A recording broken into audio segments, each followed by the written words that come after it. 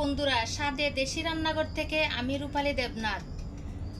আজ রান্না নয়, সন্ধ্যার নাস্তা বানিয়ে দেখাবো।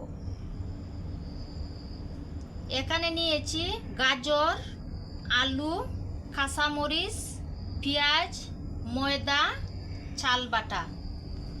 চলুন দেখি কিভাবে বানাই পাকুড়া কিংবা বড়া।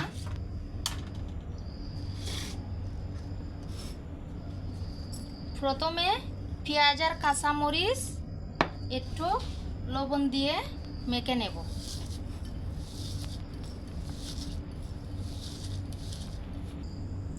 দিয়ে দিলাম হলুদ, দিয়ে দিলাম একটু বেশি মরিচ, দিয়ে দিলাম জিরা।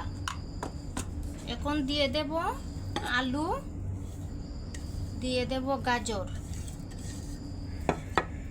আর দিয়ে দিলাম চাল বাটা। এই নাস্তাটি চায়ের সঙ্গে খেতে দারুণ স্বাদ। এখন সব কিছু মেখে তেলে বড়া বানিয়ে দেখাবো।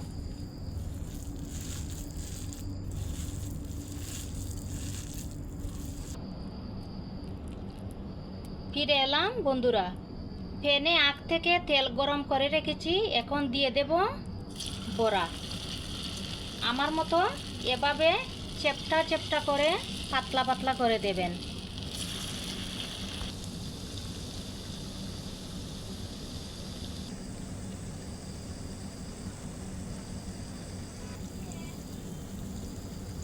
দেখুন বন্ধুরা, দেখতে বড়াগুলো কত সুন্দর হয়েছে।